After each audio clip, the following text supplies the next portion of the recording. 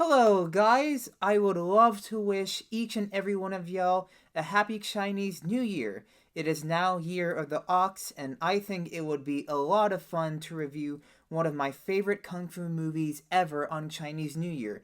This movie that I'm about to review features the legendary Bruce Lee.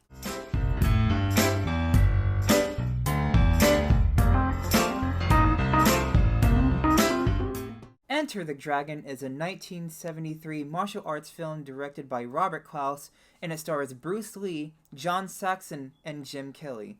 In this movie, Bruce Lee and his crewmates travel off to this mysterious Asian island in order for them to compete in this martial arts tournament.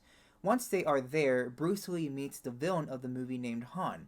He wants to avenge the death of his sister because of how his henchmen have killed Bruce Lee's sister, and it's up to Lee himself to go against the villain of the film to avenge the sister who has been killed and to restore his honor. And because of what I have said, that is what makes Enter the Dragon one of the most monumental kung fu movies to ever exist in cinema. Enter the Dragon is literally one of the most majestic and hypnotic martial arts movies that I've ever seen.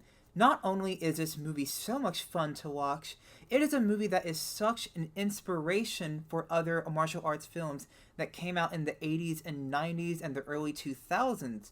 This movie was so big in 1973, and that is because of how this film honors the legacy and awesomeness of Bruce Lee himself. Bruce Lee owns this entire movie. This movie belongs to him. And that is because of how you get to see each and every movement he makes with his kicks, his flips, the punches, all the yells. It's very cool to see them on screen, and it makes Bruce Lee just so believable in his teachings of martial arts. This movie was a big deal in 1973, not just because of how it presented martial arts for a fun action movie, but it was also because this was the last film presented by Bruce Lee because of his death in that year. He died in July of 1973 because of cerebral edema, and this movie was released 1 month after his death in the summer of that year.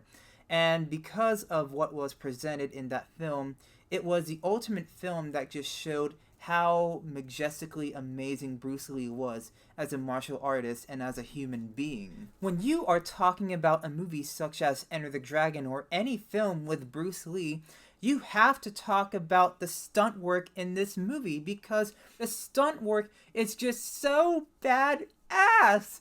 I love each and every fight scene because of how well choreographed all of the moves were by Bruce Lee and the stunt team, because you have to give a round of applause for the amount of hard work and dedication that was laid out by all of these people. Not just by Lee himself, but by all the other people that wanted to be in this film and that wanted to participate in this martial arts film that is filled with so much action and physicality. And it's just so entertaining to see these scenes happen from beginning to end, especially when Bruce Lee is involved. Every flip, every kick, every punch he throws, you actually lose your mind and you basically believe that Bruce Lee was the almighty martial artist he really was in the 20th century. Fun fact about this movie is that Jackie Chan is actually an extra in this film. He is featured in the cave dungeon fight scene between him and the henchman and Bruce Lee in Han's Island. In the behind-the-scenes story of what happened between Jackie Chan and Bruce Lee is that Jackie Chan was so excited to play this henchman character because of how he was able to meet his idol known as Bruce Lee. And once he was on set with Lee, he never knew that he would actually be with him and he would be able to do some tackling within that fight scene. And once that fight scene occurred, Lee literally knocked Jackie Chan out of the way.